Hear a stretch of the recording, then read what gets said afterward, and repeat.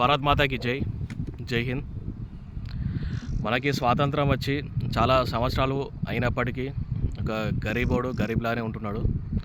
కానీ మన జీవితాలు బాగు చేస్తా అని ఓట్ల కోసం వచ్చే రాజకీయ నాయకుడిని గుడ్డిగా నమ్మి వానికి ఓట్లు వేస్తే మన బతుకులు ఏం మారవు కూడా.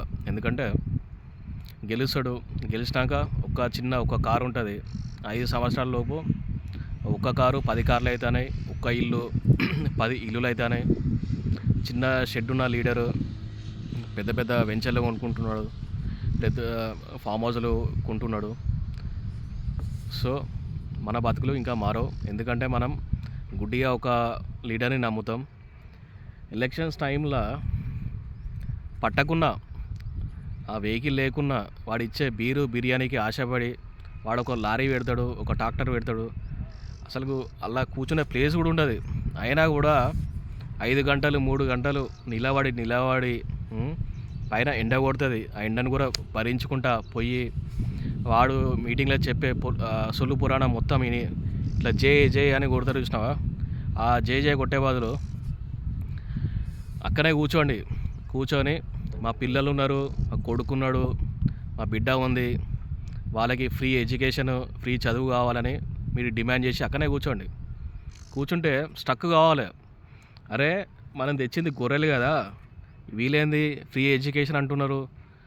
కనీస వేతనం అంటే ఒక చిన్న మాట చెప్పాలి.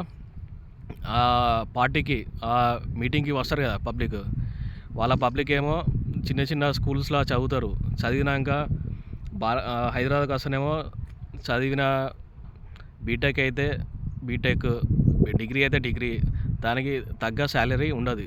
ఏది కంపెనీస్లో ఎలా అంటే వాడు ఇచ్చే శాలరీ 10,000 ఇస్తాడు. ఇష్టం ఉంటే చెయ్యి, లేకుంటే లేదు అని అంటాడు. అప్పుడు ఏం చేస్తారు? 10,000 అయితే 10,000 అని 10,000కి చాలామంది జాయిన్ అవుతారు. అది మెల్లమెల్లగా ఒక 5 సంవత్సరాలకి 10 సంవత్సరాలకి వాడు ఇంకేమన్నా జాబ్ పర్పస్ ఇంకేమైనా పెడితే వాని జీతం ఏమైనా పెరిగి వాడు సెటిల్ అవుతాడు. సెటిల్ అయినాక కూడా వాని పెద్ద జీవితం పెద్ద ఫాయిదా ఏముండదు.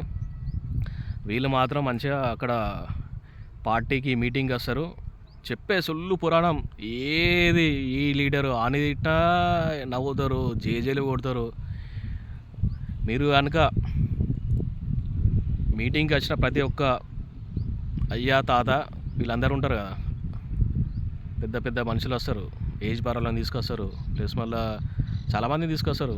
అలా యూత్ కూడా వస్తారు, తింటారు, జై కొడతారు, జై అని కొడతారు. కథం అదే మంచిగా తాగిన మత్తులా వెళ్ళిపోతారు. ఇక వాళ్ళ ఇంటికి పోయి కథం మీటింగ్ మీద ఆ మీటింగ్ మీద ఈ మీటింగ్ మీద అని గొప్పలు చెప్తారు. కానీ మీరు కనుక అక్కడ గట్టిగా కూర్చొని కదలకుండా స్ట్రైక్ లాగా చేసి పెన్ డౌన్ సంథింగ్ అట్లా నిరాహార దీక్ష ఇట్లాంటి ఏమైనా కార్యక్రమం ఏమైనా చేస్తే వాళ్ళు భయపడతారు. ఇక నెక్స్ట్ మిమ్మల్ని తీసుకురావాలంటే భయపడతారు. ఇది ఆడుతుంది మొత్తం. వాడు షాక్ అవుతాడు. అరే ఎవర్రా గొర్రెలను తీసుకురారా అంటే డిమాండ్ చేసే వాళ్ళని పట్టుకొచ్చిల్లని వాళ్ళ ఉంటారు కదా ఆర్గనైజర్స్ని, వాళ్ళ కింద పనిచేసే కార్యకర్తలను వేసుకుంటారు. ఇక ఇప్పుడు కానీ ఇంకా 3 years ఉంది ఎలక్షన్స్ టైం. మీకు చాలా మంచి పెద్ద పెద్ద ఆఫర్స్ వస్తాయి. ఒక్కొక్క మనిషికి 500-1000 రూపాయలు ఇచ్చి మీటింగ్లకి తీసుకొస్తారు. మంచిదే, రండి. వచ్చి వాడు ఇచ్చే ఫుడ్డు వాటరు తాగేసి అక్కడే కూర్చొని ఏం డిమాండ్ చేయాలి? మీరు ఖాళీగా జై అని నవ్వుకుంటా క్లాప్స్ సప్పట్లు కొట్టుకుంటా వెళ్ళిపోవడం కాదు. ఆడనే కూర్చొని మా కొడుకు గవర్నమెంట్ స్కూల్లో చదువుతున్నాడని ఒకళ్ళు, మా బిడ్డ గవర్నమెంట్ కాలేజీలో చదువుతున్నారని ఒకళ్ళు, మా పిల్లల పరిస్థితి ఏంటిది, బయట చదువు అయిపోయాక మార్కెట్లోకి పోతే జాబ్లోకి పోతే కనీస వేతనం మినిమం 35,000 శాలరీ మాకు రావాలి. మాకు 35,000 మా కొడుకుకో మా బిడ్డకో జీతం వచ్చే విధంగా మీరు కంపల్సరీ ఫైట్ చేసి పార్లమెంట్లో ఒక బిల్లు తీసుకురావాలని అక్కడే కూర్చున్నారనుకో, నెక్స్ట్ ఇయర్ నుండి ఎవరు తీసుకురారు. ఇక వాళ్ళకు కూడా ఖర్చులు మొత్తం మిగులుతాయి. ఎందుకంటే అరే మనం ఏదో టెంపరీగా మన పైసలు పెట్టి మేనేజ్ చేసుకొని మన ఎమ్మెల్యే ఎంపీ అయ్యి ఈ కరోనా కొడుకులని పిచ్చోళ్ళని చేద్దామని అనుకుంటాను, కానీ వీలేది డిమాండ్ చేస్తారని మిమ్మల్ని పిలవడానికి కూడా భయపడతారు. ఎందుకంటే ఓట్ల కోసం వస్తాడు కదా ఒక ఎమ్మెల్యే, కంటెస్టెంట్ ఎమ్మెల్యే. స్టార్టింగ్ ఉంటుంది, ఒక చిన్న కారు ఉంటుంది. 5 ఇయర్స్లో 5 సంవత్సరాలలో ఒక కారు పోయి 10 కార్లు అవుతాయి. ఒక చిన్న ఇల్లు ఉంటుంది, ఒక చిన్న ఇల్లు పోయి 10 ఇల్లులు చేసుకుంటాను, మంచిగా సంపాదించుకుంటాను. ఇంకా పెద్ద పెద్ద రిసార్ట్స్, పెద్ద పెద్ద వెంచర్లు, కంపెనీల షేర్స్, వాటాలు ఇవంతా పెట్టుకొని మంచిగా సంపాదించుకుంటున్నాడు. సో ఎవడో మన కోసం వచ్చి ఇది చేస్తారు అది చేస్తారు అంటే మన భ్రమ.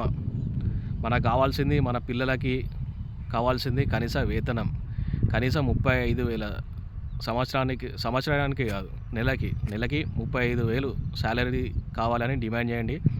డిమాండ్ చేస్తేనే మన బతుకులు బాగుపడతాయి. Thank you.